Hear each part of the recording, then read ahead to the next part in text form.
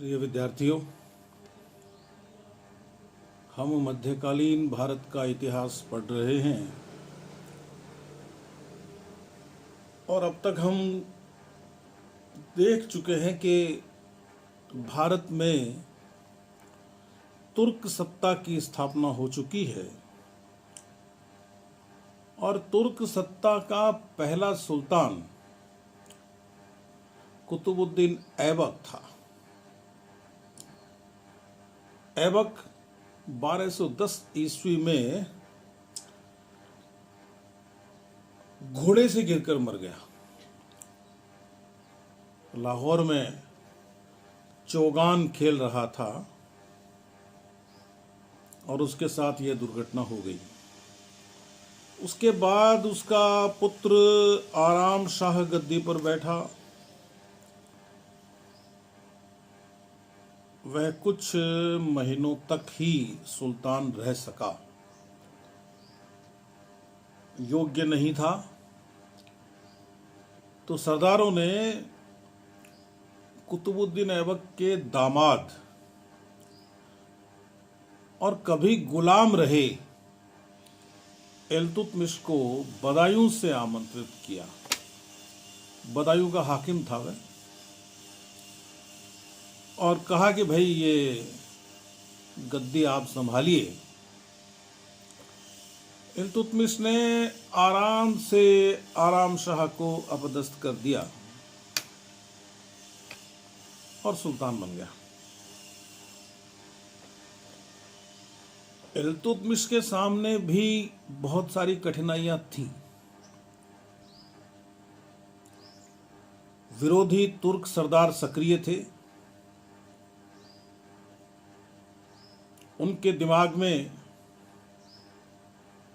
कुछ बातें थी। कुछ सरदारों का ये कहना था कि आज यदि इल्तुतमिश गुलाम नहीं है तो क्या हुआ, कभी तो गुलाम था, और गुलाम रहा व्यक्ति सुल्तान नहीं बनना चाहिए। कुछ का कहना था कि मुइजुद्दीन बिन साम के खानदान से कोई सुल्तान होना चाहिए। ऐसे सरदार मुइज्जी सरदार कहलाते थे। मुइजुद्दीन बिन साम का मतलब मोहम्मद गोरी। कुछ का कहना था कि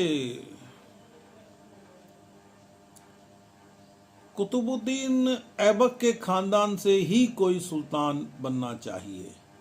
ऐसे सरदार कुतुबी सरदार कहलाते थे। असल में वे जो बातें करते थे वे बातें बहाने थी। सब सरदार अपना अपना प्रभुत्व सत्ता में चाहते थे और उनकी इच्छा के अनुसार उनके अपने अनुपात में उनको जब सत्ता में भागीदारी नहीं मिलती थी तो वे इस तरह की बातें करते थे। लेकिन इल्तुतमिश ने एक एक करके इन सरदारों को पीछे धकेल दिया।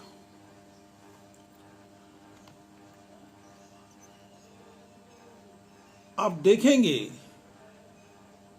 कि वह अपने पक्ष के सरदारों का एक गुट भी बनाता है, चेहलागान, जिसको चालीसा भी कहा गया है। इस तरह से अपने सरदारों से निपटते निपटते और इल्तुतमिश ने बदायूं, अवध, बनारस, शिवालिक का एरिया, दिल्ली, अरे अपना एक अच्छा खासा विस्तार कर लिया।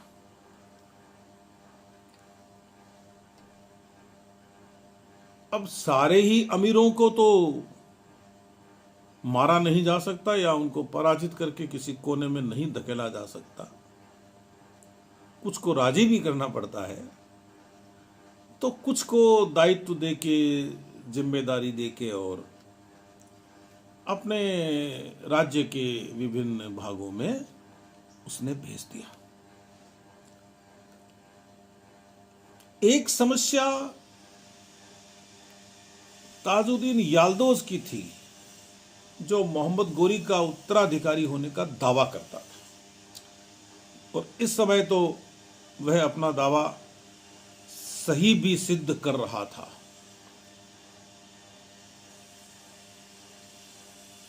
और वह कहता था कि चूंकि मैं मोहम्मद गोरी का उत्तराधिकारी हूं, इसलिए हिंदुस्तान भी मेरा है। इस समय इल्तुतमिश ने बड़ी समझदारी से काम लिया। उसने यल्दूज को एक पत्र लिखा कि आप मुझे दिल्ली का सुल्तान स्वीकार कर लीजिए। तो याल्दोज ने भी यही उचित समझा कि इसे दिल्ली का सुल्तान तो स्वीकार कर ले, लेकिन अपने अधीन स्वीकार कर ले। तो उसने चतुराई से राज चिन्ह भेज दिए कि ठीक है, आप हमारी तरफ से दिल्ली के सुल्तान हैं। इल्तुतमिश ने उस समय कुछ नहीं कहा, कोई प्रतिरोध नहीं किया और उन चिन्हों को स्वीकार कर लिया। वह उचित समय की प्रतीक्षा करने लगा जब याल्दूज को जवाब दिया जाएगा, क्योंकि यह समय उसका मोहम्मद गोरी के किसी उत्तराधिकारी से लड़ने का नहीं था। यह समय उसका अपने आप को सुदृढ़ करने का था, तो उसने किया भी। 1215 ईस्वी में ख्वारिज्म के शाह से पराजित होकर याल्दोज लाहौर भाग आया और उसने थानेश्वर तक पंजाब के प्रदेश पर अधिकार कर लिया और दिल्ली के सिंहासन पर अपना दावा जताने लगा कि लो, अब हम आए हैं, आपके मालिक जिसके आप अधीन हो, तो आप गद्दी खाली कर दीजिए। अब इल्तुतमिश के समझ में आ गया कि अब लड़ाई लड़नी पड़ेगी। यद्यपि इसके पहले याल्दोज के सैनिकों ने नासिरुद्दीन कुबाचा के क्षेत्र में लाहौर और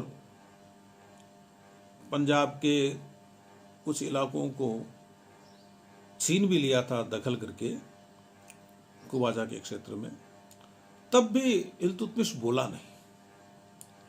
लेकिन अब तो बोलना जरूरी हो गया, तो वो दिल्ली से एक सेना लेकर निकला। देखिए, यह सेना नासिरुद्दीन कुबाचा के लिए लेकर नहीं गया। वह फायदा कुबाचा को भी हो रहा है, उसका शत्रु भाग जाएगा, लेकिन इल्तुतमिश का जो मुख्य उद्देश्य था वो अपने आप को सुरक्षित करना था। और एक दूसरा उद्देश्य भी पूरा हो रहा था, वह यह कि कुबाचा के मन में यह बात अच्छी तरह से बैठ जाए कि वह भले ही अपने आप को सुल्तान मानता हो, लेकिन वह है इल्तुतमिश के अधीनस्थ। तो तराइन के मैदान में याल्दूज और इल्तुतमिश का युद्ध हुआ। याल्दूज हार गया, उसको कैद कर लिया गया, बदायूं में उसको बंदी रखा गया, उसको फटे पुराने कपड़े पहनाकर बदायूं भेजने से पहले दिल्ली की सड़कों पर घुमाया गया। ये घुमाए जाने का मतलब आप समझते हैं। और बाद में उसकी हत्या कर दी गई, मार दिया गया उसको। तो उसको दो फायदे हो गए इल्तुतमिश को याल्दूज के हारने से। एक तो जो उसकी गद्दी पर दावा कर रहा था वह व्यक्ति नहीं रहा, और दूसरा गजनी में याल्दोज के बाद जो लोग संघर्ष कर रहे थे सत्ता के लिए, उनको भी समझ में आ गया कि हिंदुस्तान की तरफ मुंह करना फायदे का सौदा नहीं है।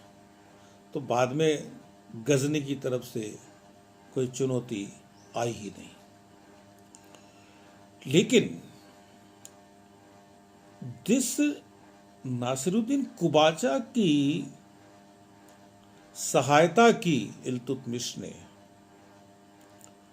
याल्दोज के खिलाफ, वह एक स्वतंत्र सुल्तान की तरह व्यवहार करने लगा।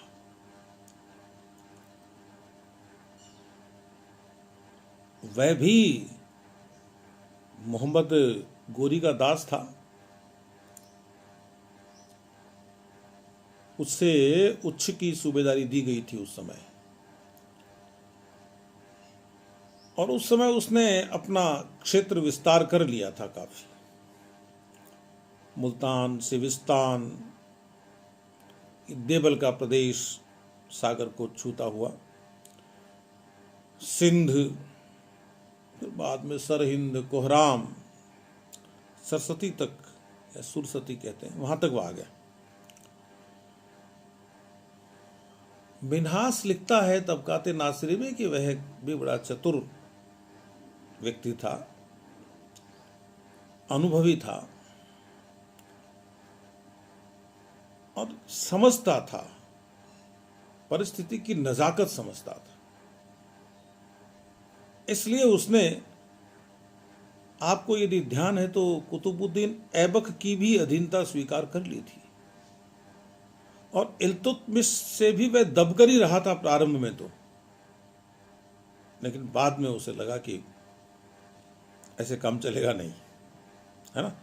तो ये कुबेचा वो आदमी है जिसने कुतुबुद्दीन ऐबक की 2 बेटियों से शादी की थी,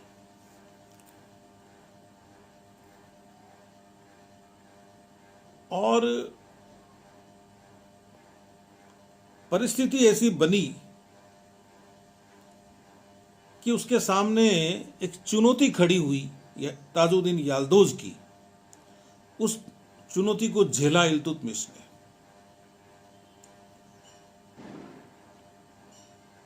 तो जैसे ही याल्दोज का मामला निपटाकर इल्तुतमिश वापस आया, पीछे से उसने लाहौर पर कब्जा कर लिया। लेकिन इल्तुतमिश ने लाहौर वापस ले लिया और कुबाचा को अपनी अधीनता स्वीकार करने के लिए विवश कर दिया, और अपने बेटे नासिरुद्दीन महमूद को लाहौर का शासक नियुक्त किया। लेकिन नासिरुद्दीन कुबाचा पूरा खत्म नहीं हुआ था। उसके पास मुल्तान, कच्छ, सिंध और देवल का प्रदेश अब भी था।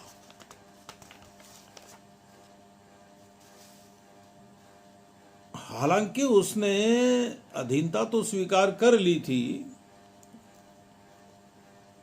इल्तुतमिश की, लेकिन अगले 10 साल तक वह एक तरह से लाहौर के बिना एक आजाद शासक की तरह व्यवहार करता रहा, और इल्तुतमिश को हमेशा ही यह भय रहा कि यह आदमी कहीं कोई संकट खड़ा न कर दे। इसी समय क्या हुआ कि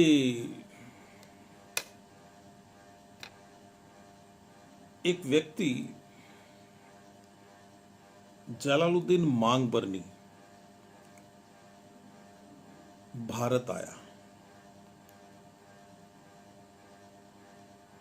ख्वारिज्म का शाह था, और मंगोलों के डर से जब मंगोलों ने उसे हरा दिया तो वह भारत आया।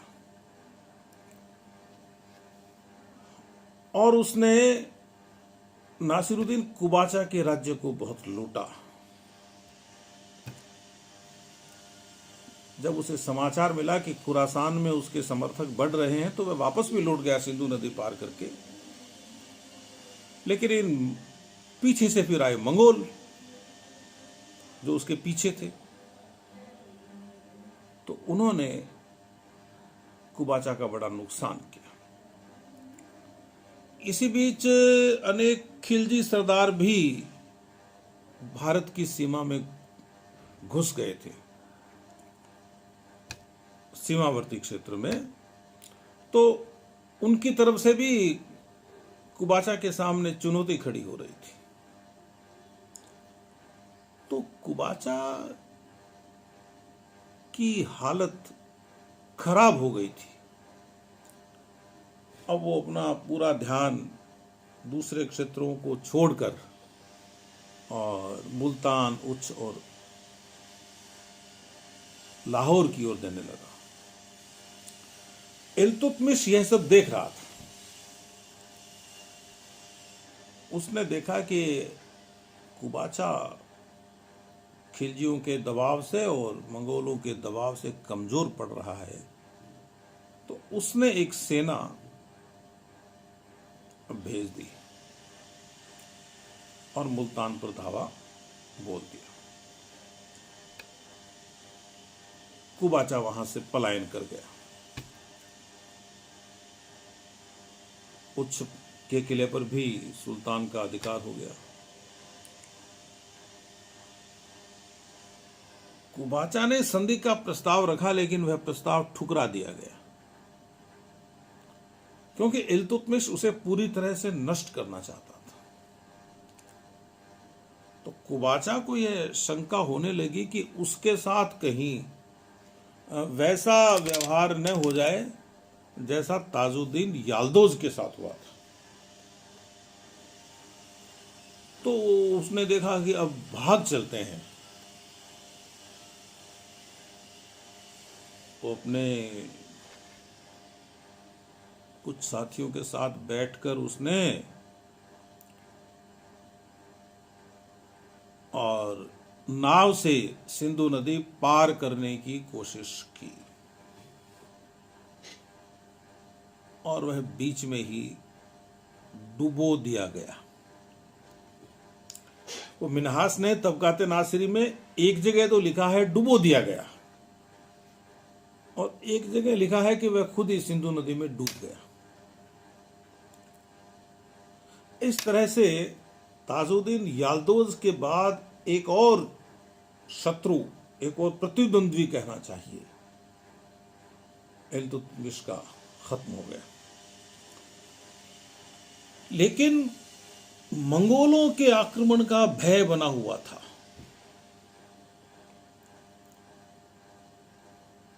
ये 1221 की बात है, और मंगोलों से अपने राज्य को वह सुरक्षित कैसे करे, क्योंकि मंगोल तो बड़े खतरनाक होते थे। चंगेज खां मंगोल योद्धाओं में से ही एक था, और उसने गोभी के मैदान और एशिया के घास की मैदान की बर्बर जातियों को इकट्ठा किया, और बिजली की गति से मध्य और पश्चिमी एशिया के देशों को रौंद दिया था उसने।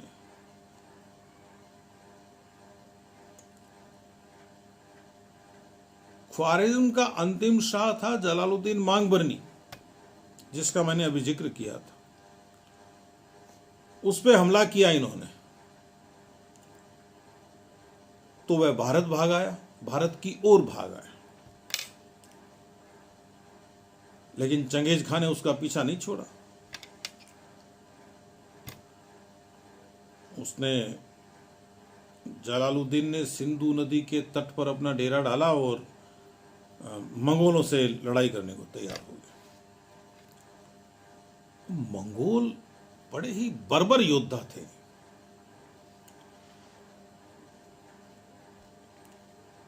एक विद्वान हुए हैं हावर्थ, उनकी किताब है हिस्ट्री ऑफ द मंगोल्स। उसका जो पहला भाग है उसमें उन्होंने मंगोलों के नेता कुतलू खां का वर्णन किया है। कोई इसको कुतलू खां कहता है, कोई कुतुल खां कहता है। अब वो वर्णन आप सुन लीजिए, आप समझ जाएंगे कि ये लोग कितने खतरनाक थे। वर्णन में अतिशयोक्तियां हो सकती हैं, लेकिन है रोचक यह वर्णन। तो ये एक अनुच्छेद में आपको सुना रहा हूं, इसकी खास खास बातें कि कुतलू खां के कंठ स्वर की समानता पर्वतों में होने वाले वज्र निर्घोष से की जाती है। उसके हाथ भालू के पंजों के समान बलवान थे और उनसे वह बाण की भांति किसी भी आदमी के 2 टुकड़े सरलता से कर सकता था। जाड़े के दिनों में वह विशाल भट्टी के पास नंगा सोया रहता था और आग से निकले स्फुलिंगों की तनिक भी चिंता नहीं करता था। जागने पर आग से पड़े हुए दागों को कीड़ों का काटा हुआ समझता था। वह प्रतिदिन 1 भेड़ खाता था और प्रचुर परिमाण में कुमी, इन घोड़ों का पकाया हुआ दूध, पीता था। मंगोलों की दृष्टि में मनुष्यों के प्राणों का कुछ भी महत्व न था। अपने वचनों की उन्हें कुछ भी चिंता नहीं रहती थी और अपनी पवित्रतम प्रतिज्ञाओं को भी वे निसंकोच भंग कर देते थे और क्रुद्ध किए जाने पर अथवा प्रकृतिस्थ होने पर भी वे नृशंस अत्याचार करने में नहीं चूकते थे। इस वर्णन से आप मंगोलों के स्वभाव का अनुमान लगा सकते हैं। इन्हीं में से चंगेज खां निकला था। तो जब मांगबरनी सिंधु नदी के तट पर तैयार हो गया मंगोलों से लड़ने के लिए कि अब मंगोल यहां आएंगे तो लड़ेंगे, तब उसने इल्तुतमिश के पास अपना एक दूत भेजा। दूत भेजकर कहा, भाई ये मंगोल आ रहे हैं और इनसे मुकाबला करने में आप मेरी मदद कीजिए। आप भी मुसलमान और हम भी मुसलमान। अब इल्तुतमिश के सामने समस्या खड़ी हो गई। यदि वह जलालुद्दीन मांगबरनी की सहायता करता है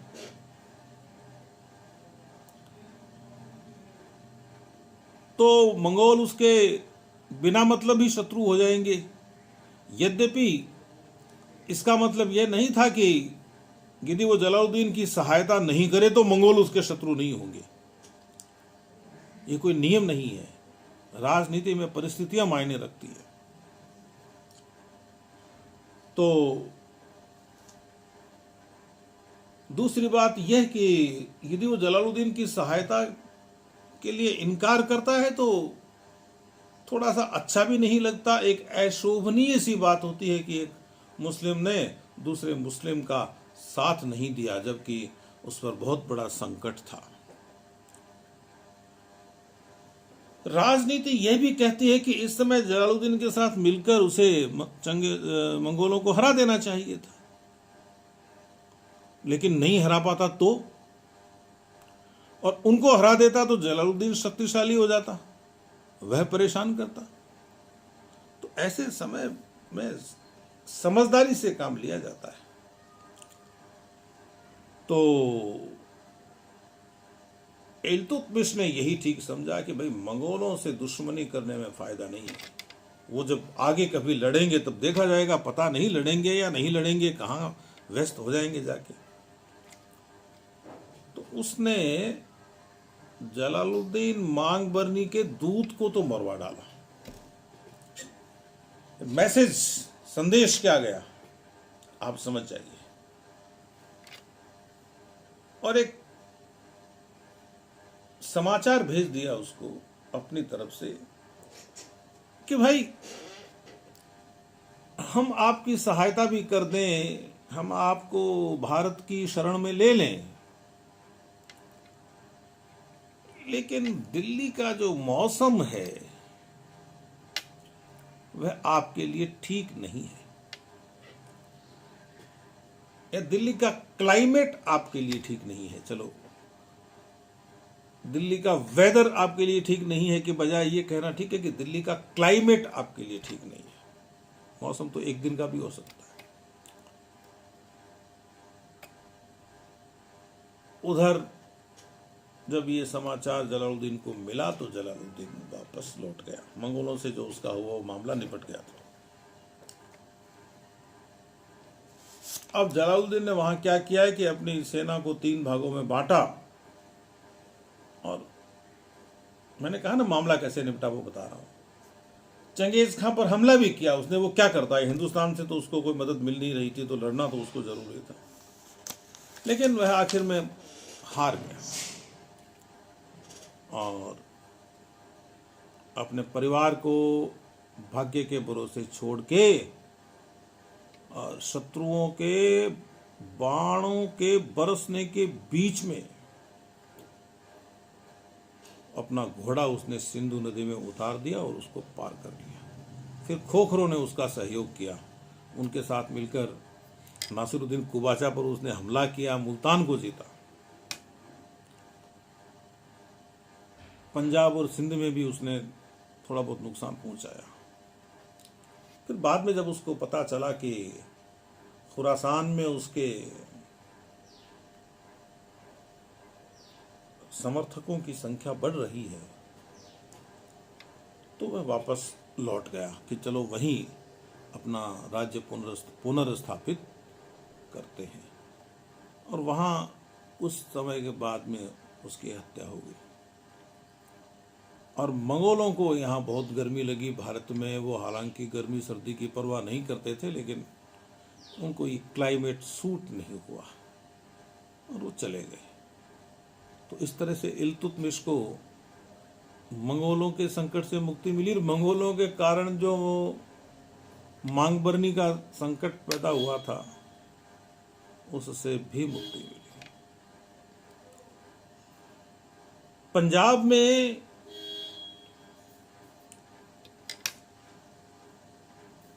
खोखर परेशान कर रहे थे, तो इल्तुतमिश ने उनसे मुकाबला किया और उनको हरा दिया। बंगाल में अली मर्दान खान ने कुतुबुद्दीन ऐबक के मरने के बाद में खुद को स्वतंत्र सुल्तान घोषित कर दिया था, शाही चिन्ह धारण कर लिए थे। लेकिन अली मर्दान खान क्रूर व्यक्ति था, तो उसकी क्रूरता से असंतुष्ट जो सरदार थे वहां के खिलजी सरदार, उन्होंने उसको मार दिया और हिसामुद्दीन एवाज को गद्दी पर बिठाया। वो गयासुद्दीन के नाम से सुल्तान बन गया। उसने बिहार को जीत लिया, कई हिंदू राजाओं को उसने हरा दिया, लूट लिया। उसने लखनऊती को अपनी राजधानी बनाया, किला भी बनवाया, और थोड़ा व्यवहार कुशल था, इसलिए चारों तरफ से लोग आकर उससे जुड़ने भी लगे। अब जब पश्चिमी सीमा से सुरक्षित हो गया मंगोलों से, नासिरुद्दीन कुबाचा से का केस जब निपट गया, तो फिर उसने पूर्व की तरफ ध्यान दिया इल्तुतमिश ने। तो वह दक्षिण बिहार को जीतकर 1225 ईस्वी में बंगाल की ओर निकला। हिसामुद्दीन ऐवाज ने युद्ध की तैयारी की, लेकिन उसे लगा कि इल्तुतमिश से निपट नहीं पाएंगे, तो उसने समझदारी से काम लेते हुए और अधीनता स्वीकार कर ली इल्तुतमिश की। इल्तुतमिश ने अपने साथी मलिक जानी को बिहार का गवर्नर बनाया और वहां से लौट आया। जैसे ही वह लौटा, वो जो हिसामुद्दीन ऐवाज है वो फिर सक्रिय हो गया, संधि की शर्तों की अवहेलना की। तो अवध संभाल रहा था इस समय उसका बेटा नासिरुद्दीन महमूद। उसको कहा कि तुम जाओ और ऐवाज से निपटो। वह गया और सफल रहा, कुल मिला के सफल रहा। इसी दौरान 1229 में इस नासिरुद्दीन महमूद की मौत हो गई। बंगाल में फिर बगावत हो गई। एक था मलिक इख्तियारुद्दीन बल्का खिलजी, उसने बंगाल पे कब्जा कर लिया। इल्तुतमिश ने 1230 में दूसरी बार हमला किया था बंगाल में और इख्तियारुद्दीन मारा गया। इस तरह से बंगाल उसके पास आ गया। खलीफा से उसने मान्यता ली, बगदाद के खलीफा से उसको शासन करने के अधिकार का एक पत्र मिल गया। वह पहला सुल्तान था जिसने खलीफा से मान्यता ली है। इस्लाम के सर्वोच्च धार्मिक नेता से सुल्तान की उपाधि ली है उसने, पहला शासक था। तो यह भी उसकी एक सफलता है। सिक्कों पर उस समय जो खलीफा था अल मुतनासिर बिल्ला, उसका नाम भी खोदा जाने लगा। भाई जनता को यह बताना जरूरी है ना कि इल्तुतमिश की शासन करने की रीति क्या है। सुल्तान के लिए लिखा गया, धर्म को मानने वालों का नायक, मजहब को मानने वालों का नायक, उसका सहायक, नायक का सहायक। नाम लिखा नासिर अमीरुल मोमिनीन। सिक्कों के आकार में परिवर्तन किया और खास बात यह है कि इसने शुद्ध अरबी प्रकार के सिक्के डाले। अनेक राजपूत राजाओं से उसने युद्ध किया, रणथंबोर, ग्वालियर, मालवा। जब वह दूसरे इलाकों से थोड़ा फ्री हुआ तो उसने इधर ध्यान दिया। 1226 में रणथंबोर जीता, 1227 में जो शिवालिक पर्वत में जो मंडोर का क्षेत्र है उसको जीता। बहुत धन मिला उसको इन कारनामों से। जालोर, अजमेर, बयाना, सांभर, ये सारे इलाके उसके पास आ गए। लेकिन इस समय भी गुजरात के सोलंकी और नागदा के गहलोत, इन्होंने अपनी स्वतंत्रता को बचा कर रखा, बरकरार रखा। ये ध्यान रखने की बात है। 1231 में वह ग्वालियर विजय के लिए निकला। 11 महीने तक जूझता रहा वहां। वो शासक था मंगलदेव। और किले को जीतने के लिए सुल्तान ने शाही डेरे के द्वार पर धार्मिक उपदेश भी करवाए। 95 सभाएं की, विनाश कहता है उसने। और पूरा एक प्रदर्शन ऐसा किया जैसे कि यह जो भी कर रहा है वह राजनीति के लिए नहीं, मजहब के लिए कर रहा है। खैर आखिर में नवंबर 1232 में यह किला जीत लिया गया। मंगलदेव भाग गया निकलकर वहां से और उसके 700 आदमियों को इसने पकड़ लिया और सभी को अपने सामने ही मरवा दिया इल्तुतमिश ने। इसके बाद में फिर इल्तुतमिश को थोड़ी फुर्सत मिली और उसने अपने आदमियों को अपने आदमियों के पदों का पुनर्वितरण किया, कुछ का प्रमोशन किया, कुछ का डिमोशन किया। उसके बाद में मालवा की ओर बढ़ा 1234 में।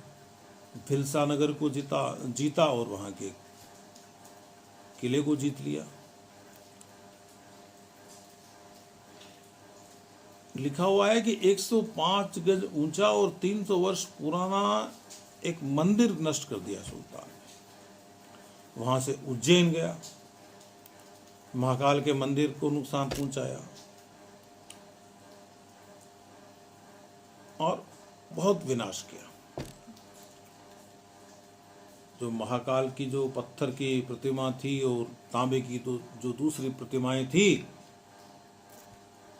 उनको वह दिल्ली ले आया, दिल्ली पहुंचा दिया उनको। तो कटहर, दोआब, अवध, बिहार में भी राजपूतों से उसकी लड़ाइयां हुई। अंतिम अभियान उसका बयाना पर हुआ और वो उसकी तबीयत खराब हो गई, इसलिए वो अभियान उसको बीच में छोड़ना पड़ा। तो इस तरह से हमने ये देखा कि इल्तुतमिश में एक योद्धा के सारे गुण थे और एक कूटनीतिज्ञ के सारे गुण थे। जहां उसे युद्ध करना था उसने युद्ध किए, जहां उसे धर्म के नाम पर, मजहब के नाम पर जलालुद्दीन मांगबरनी की सहायता करनी थी वह नहीं की, और धर्म के नाम पर उसने मंदिरों को और प्रतिमाओं को तोड़ा। यह राजनीति है, यह कूटनीति है। और इसमें सुल्तानों ने अपनी धार्मिक कुंठाओं को, अपनी मजहबी कुंठाओं को दूर करने के मौके जहां मिले वहां उन मौकों का फायदा उठाया और अपने सैनिकों को इस बात के लिए भड़काया कि देखो तुम एक मकसद के लिए लड़ रहे हो, जबकि असली मकसद इसमें हमेशा सुल्तान का होता था। तो इस तरह से इल्तुतमिश के बारे में वही एक प्रश्न खड़ा होगा जो मैंने पिछले व्याख्यानों में भी उठाया था। प्रश्न यह है कि भारत में तुर्क सत्ता की स्थापना का